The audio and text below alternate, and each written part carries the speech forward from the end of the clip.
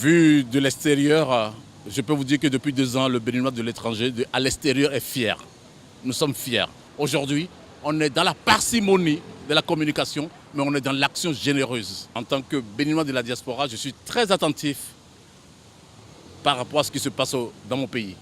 Je recuse complètement ce que j'appellerais le fétichisme constitutionnel. Entre nous soit dit, de 1958 à ce jour, la Constitution française du 4 octobre 1958 a été révisée, tenez-vous tranquille, 24 fois, dont 19 réformes constitutionnelles de 1990 à ce jour. Alors, les textes évoluent avec les humains. Nos prédécesseurs qui ont bâti notre Constitution, aujourd'hui, auraient repensé et l'adapté et collé à l'évolution de la société.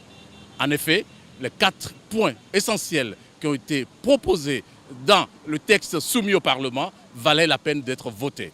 Cela dit, la politique reste la politique. Des sous-entendus, des négociations de couloir, des projections par rapport au code électoral ont empêché le vote par le Parlement de ce texte. Mais j'ai très confiance. Si Patrice Talon a été élu à 65%, c'est qu'il y a 2 ans, il avait et il a la majorité dans le pays. Et par ailleurs, les représentants de la nation qui sont les députés, il a plus de 60 députés qui le soutiennent contre 19. La démocratie a gagné, c'est-à-dire la minorité de blocage a fait son œuvre, mais le peuple va se prononcer. Les minorités peuvent toujours crier, peuvent toujours parler, mais ils ne mettent rien sur la table. Parce que je suis pour les critiques positives. Je critique parce que j'ai quelque chose à apporter. On ne fait que critiquer, on n'apporte rien. Et moi, je préfère dire au président et son gouvernement, déjà que je salue d'ailleurs, de continuer sur cette lancée-là. Il n'y a aucun bonheur qui arrive facilement en claquant les doigts.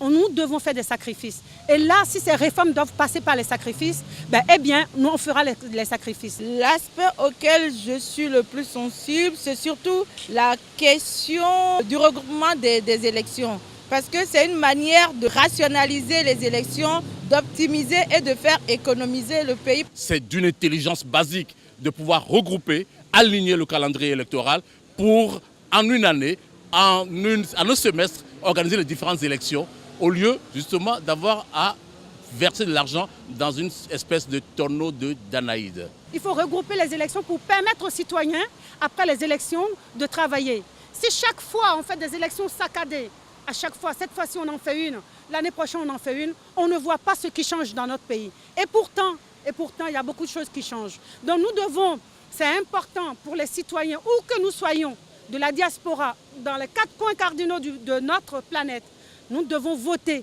nous devons accepter et accompagner le président et le nouveau gouvernement dans cette dynamique-là parce que nous en avons besoin. Franchement, aujourd'hui, j'ai envie d'appeler mes concitoyens à porter ce projet pour que le Bénin puisse s'en sortir vraiment fier, grandi. Les femmes béninoises, on a aussi besoin de notre place au sein de notre pays pour pouvoir aussi porter nos voix, pour pouvoir dire ce qu'on pense, pour que demain, on ne soit pas laissé aux oubliettes. Selon les échos qui me sont revenus, ce que j'observe, Patrice Talon, franchement, c'est une chance pour le Bénin.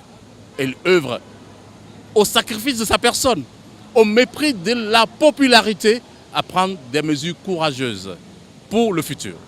Dans ce pays où je vis, j'observe que ce sont ces sacrifices multiséculaires consentis au prix de la sueur des uns et des autres qu'on a pu avoir aujourd'hui un pays développé ici. Mettez la balle à terre et essayez de relancer l'économie béninoise. Il n'y a que ça, le gage de demain.